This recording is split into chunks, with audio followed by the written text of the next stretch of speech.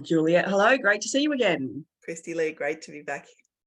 Now, I apologise to all of our listeners for my little croaky voice today. I've been a little unwell, but we're powering through, as is everyone at this time of year, I feel. Absolutely. And I think my neighbour's doing some work. So there may be some drilling in the background. Of course, it wouldn't be a podcast episode without it. Exactly. Some kind of disruption. Now, this time of year, we're talking about a particular time of year in this episode because I can't believe quite actually how fast this year's gone. We are hurtling towards the middle of the year, which is, of course, the end of the financial year. Absolutely, yes. And it has, this year has gone fast, I feel. I totally feel like that. And I'm hearing that from lots of people, which I think is a combination of, tiredness and lots on and all of those sorts of things. But also I think maybe just getting back to life as normal too. And working out what that looks like in another year.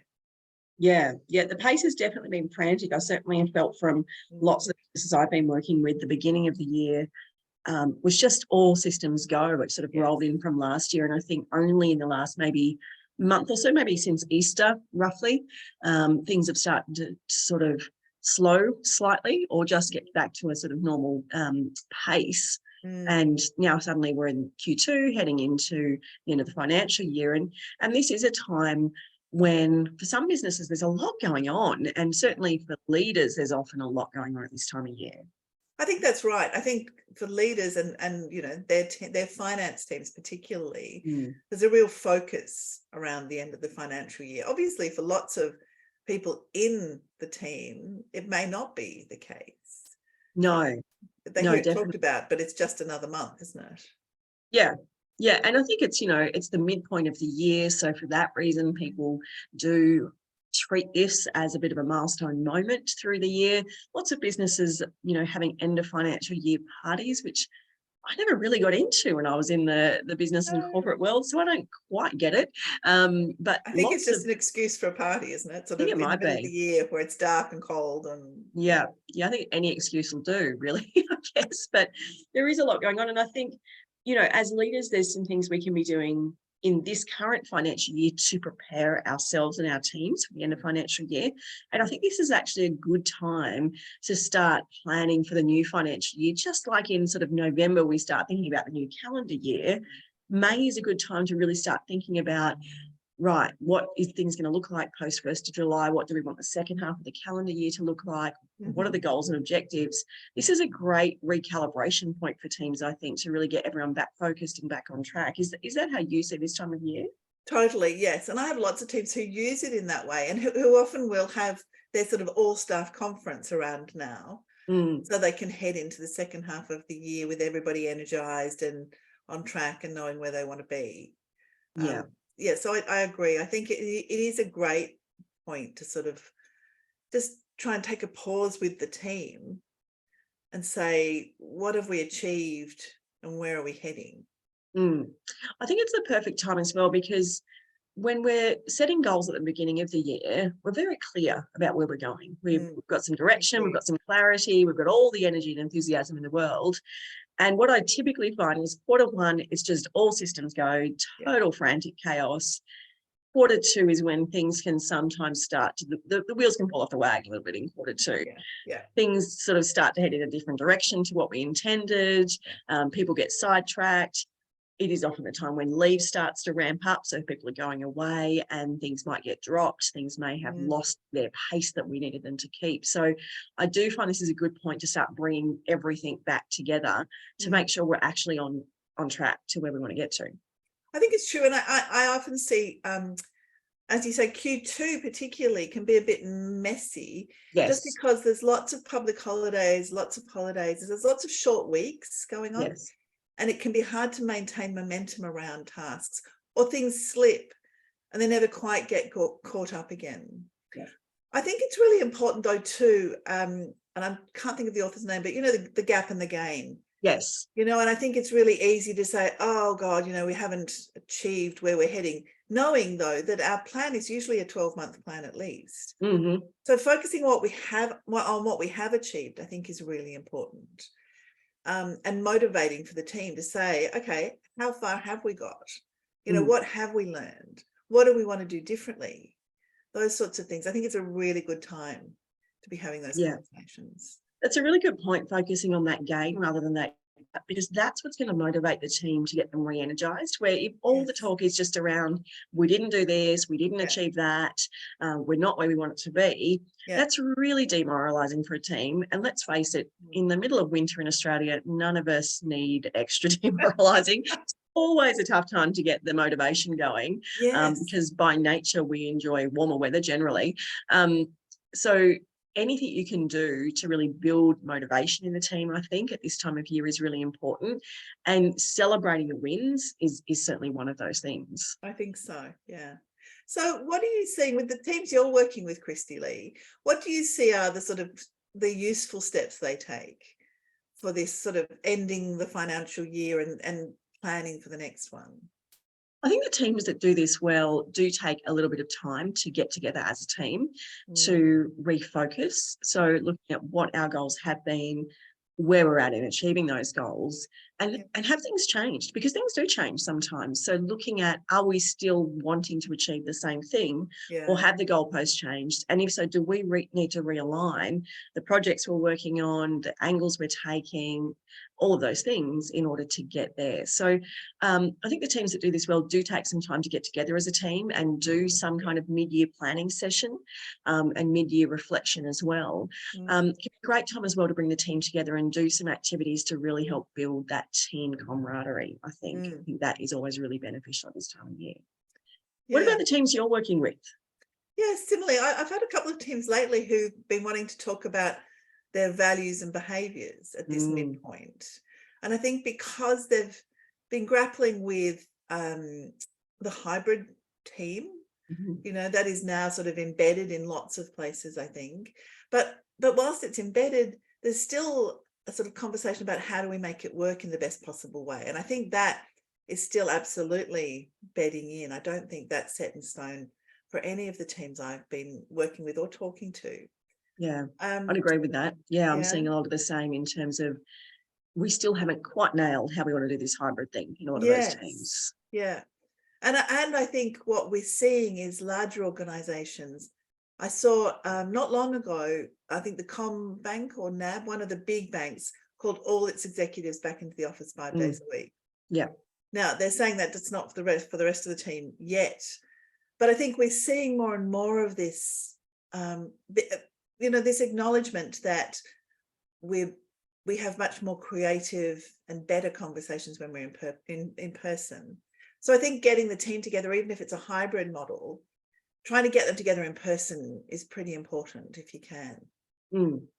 Yeah, I'd agree. But I think this is really also an important time for us as leaders to take a moment to also recalibrate ourselves to an extent. Because I know, you know, I found for me, and certainly a lot of the businesses I'm working with, we just have been so in the weeds and so busy doing all the busy things that actually, if we can't get our own clarity to set the direction, what good are we to the team to be able to help give them that certainty and clarity about which direction we're going in? And I've seen a lot of leaders almost default to, oh, I'll just get the team to make that decision. And I'm like, no, that's a decision you need to make. And yes, you might be tired and, you know, maybe even a little bit feeling a bit burnt out. But I think this is an important time for the leaders in the business to really get clear on the direction that they want things to be going in, so that they can clearly articulate that to the team as well. I think you're absolutely right. And there's an element of putting your oxygen mask on first in that situation, isn't there? Because you can't help anybody else if you're not clear. And I think also just clear and feeling committed to the goals as well. Because I think we want the team to have that clarity and that commitment, but they're going to be driven by whatever we're demonstrating. So true. And they can sense it. Like, our team really see everything we're seeing, doing, feeling. And if we've set a goal that we're really not that into anymore, or we're no longer inspired by or no longer excited about, the team can feel that. They'll really pick up on it. And no one's going to get there for you if you're not excited about getting in yourself. So if it means needing to change tack, that's fine. The team are totally up for that. You've just got to be clear about it. But you might need to get really excited about what that goal is as well. I think that's right. The other thing I think is probably important is if you can't get the team together, is to actually have one-on-one conversations with people. Because I think in this, particularly, as you say, this second quarter where it's busy and there's a lot happening, and, you know, the summer holidays have kind of worn off and people are starting to get tired. And I think if you can't get everyone together, having a one-on-one conversation with people is really important, just to tap into, you know, what's going on for them. And you might feel like you know that because of little side conversations that happen around the edges of meetings. But I think it's really important to make sure that you're actually giving them an opportunity to tell you one-on-one what's going on, what's happening, so that you also understand what their motivators are. Yeah. You know, and what motivated them in January may no longer be the case because, you know, life happens. So I think it is important. And in terms of just that feeling heard, I think that's a really important being, you know, feeling like you're part of something, even if you're not able to be in the office or you're geographically first. Yeah, I think feeling heard is really, really valuable. I think it is what people want. I'm seeing it more and more with the younger generations coming through. They really value that. And I would absolutely be having those one-on-one conversations, because the other thing that happens at this time of year in some businesses and in some, you know, particular groups is there's a whole lot of European travel going on, a whole lot of big adventures over to Europe or America, overseas. And what can sometimes happen is those that are left behind picking up the pieces and carrying the load, so to speak, can sometimes get a little jaded, a little, I don't want to say jealous, but they do sometimes feel a little bit resentful that firstly, they're not over there. Cost of living pressures at the moment are extraordinary. So it's not possible for everyone on your team to be having those kind of vacations. And you know, the reality is whoever's left behind is picking up the slack, and they are doing more than their fair share of things. And that can start to really grate on people at this time of year when you're adding in the fact that they might be stressed about cost of living. They're not happy about the weather. They're feeling a bit blah generally and tired. It can be the smallest thing that can really agitate them. So having those one-on-one conversations where they do feel heard can often just take a lot of the edge out of that emotion as well. I think that's true. And often in that situation, you know, holidays to Europe don't tend to be the sort of long weekend or the 1 week. No. You know, people tend to be gone for weeks. And if you're picking up their job on top of your job, even if it's split between a few people, it's still extra work, isn't it? So I agree. I think it is interesting. And it is one of those things we need to look out for the people who are left behind. Yeah. And as leaders, we have to make tough decisions sometimes at this time of year around saying no to holiday requests or annual leave requests, because and I've seen this play out just recently where we've got one of the teams I'm working with, almost a third of their staff are off for 3 weeks at a time. And, you know, my obvious response is, who said yes to that? Who approved that leave? Because that's crazy talk. And the rest of the team are already like weeks out from when it's actually happening, feeling stressed, anxious and angry because they know what those few weeks are going to look like. It's going to be horrendous for them. It's not an industry where it's that easy to just get coverage to sort things out. So you really do need to think about not pleasing everyone necessarily, but trying to navigate that, getting everyone the leave that they want, but in a way that's not going to put so much pressure on the rest of your team. And there's you know, if you've got staff that are covered by a modern award as well, you really got to start navigating your leave very carefully, because there are some legislative changes coming that are going to prevent instructions for leave without pay and so forth, which we might cover in another episode. But you're going to need to really be strategic in managing that leave if you've got staff that are award covered as well. Yeah, see, isn't that interesting too? I think also it puts a lot of pressure even on the people going on holidays, because they know that they're not the only one away, and so everyone will just sort of muck in and cover it. But if you've got a lot of people away at the same time, and particularly if they are key people, and I mean, there's no spare jobs at the moment anyway. It's not like someone's just sitting there doing nothing. It's stressful for them to go away too, I think, you know, to feel that they've left everything the way they can, and what are they going to come back to? And some people deal with that differently to others. So certainly I see some team members, no problems, they'll sign off at 5 and you won't see them for 3 weeks and they won't check a thing. And others are trying to enjoy the holiday that they've worked so hard for and are checking emails at 3 a.m. in the morning because they're working on London time or something. And so you do see that disparity as well play out. Yeah. But I do know this year there's people with lots of accrued leave because they haven't taken it in the last couple of years. So I think it's probably slightly more difficult this year as well. For all yes, those we saw it last year and we're seeing it again play out this year, is that taking of all that pent up leave and, you know, the excitement of, you know, possibly having a holiday that's been postponed. I saw a colleague of mine on Facebook recently taking finally the holiday that they had planned pre-pandemic in Europe, you know, a massive holiday. You know, that sort of excitement had been put on the back burner for years and years and years. So there is a lot of it going on, you know, and there's a lot of factors, you know, trading into how teams are left in that situation at the moment. So it's tricky. So there's a lot to navigate pre the end of financial year. What about what we should be doing right now to get ready for the new financial year? What are the things you think teams or leaders need to be doing with their teams right now? Well, I think the clarity around where we're headed is a really important one, you know, and being really specific about what that means. And as you say, if that's changed, let's change it. You know, if it no longer makes as much sense as it did, or something shifted in our market or whatever it is, then let's change the goal. But I think really setting out the where we're headed, but also having that conversation about how we're going to get there. You know, how do we want to be with one another?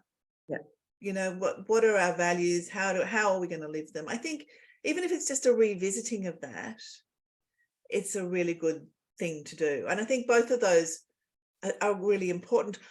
Given what you're just saying about holidays too, I think it's also a really good idea to give people the heads up about planning their holidays and mapping them out with the team. Yes. So that everybody's clear about what everybody's doing. Yeah, I think get very clear on your leave strategy is really important. I think the companies I see do this well have very clear parameters around number of people on leave at once or number of people per department on leave at once. They have a very visual leave calendar, so people don't bother applying if they can see that it's going to be a no. So it saves a whole lot of angst down the track for the leader and for the individual. Get proactive, because there is, like you said, there's a lot of accrued leave hanging around the system at the moment. So people are going to be seeking to use it. So getting proactive. But the thing I like to see people get proactive about at this time of year is actually doing some forward planning on their resourcing strategies and their training and development budgets and plans. Because I can so easily see businesses either forget about training and do it on a very ad hoc basis, which is really hard because training is a significant investment. I've been pricing up training for businesses lately. There's a big investment piece in there. And if you don't have the money set aside in your budget, it's going to be very hard to find. So I'm really encouraging businesses to proactively set aside even the smallest portion for some kind of training budget, because we know people are really longing to learn at work. So doing some proactive strategy pieces like that, this is a great time of year to be doing those. I think that's so true. And if you put them in now, they actually happen. Yes. Whereas if you just sort of talk about, wouldn't it be nice? What I find is you tend to get to the end of the year and really nothing's happened. So I think, and really mapping them against what we're trying to achieve, you know, and therefore, what do we need? What does everybody need in terms of skills and confidence? Doing that gap analysis and having a look, where do we need to upskill? Where have we got no skills? And this is where those individual conversations come in as well, because how can we align this training to the individual development piece and make sure that we're developing them where they need to be, also in a way that's going to benefit the business. There's also, and we can put the link in the notes, there is a Victorian government grant at the moment for leadership development. Oh, wow. Fantastic. They're giving a tax, no, is it a grant or a tax deduction? It might be a tax deduction, but it's a special sort of one that's linked to leadership development. And I think it has the effect of covering the cost of leadership training up to a certain amount. So worth looking at. We'll put the link in the notes for this. I will say I've seen the Victorian government do some very proactive grant type situations when it comes to, you know, I know they did one with digital marketing recently as well. Yes. So very proactive. Let's see Yeah. what the Yeah. others are doing as well. But yeah, and I think this is it, that there probably are others out there. So Mm. keeping an eye on that, I think, is important too, because there may be ways you can help the business by getting some funding in one way or another for the team. But yeah, Offset the costs. yes, exactly. And I think just tapping into, I mean, we know training can be a real motivator for people. You know, if we understand what they're seeking to develop and how they want their careers to progress, then I think training can be a really good one to help them get some of that as well.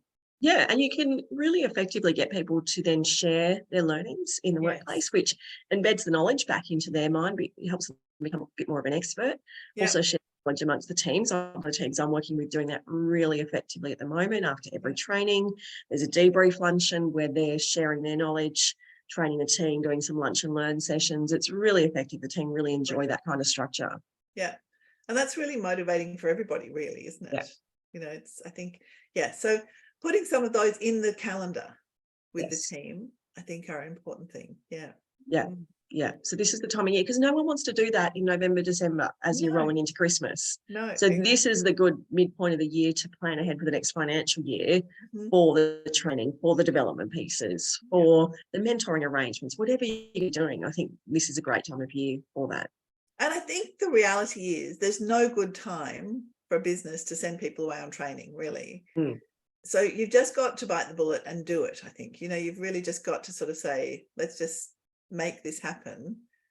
And I think there's no excuses these days. There are so many training opportunities out there in all different modalities. Like, you don't have to go into the big city and sit in a room for 3 days to do a training session anymore. I mean, you can if you want to. That's still available, but you can do the same course online over a 6-month period, or you can do micro learning courses. There's just so many options. You're no longer, confined to that old school training structure, which is actually the best way for some people to learn, but not the best way for others. So also meeting your team where they're at in terms of how they learn best.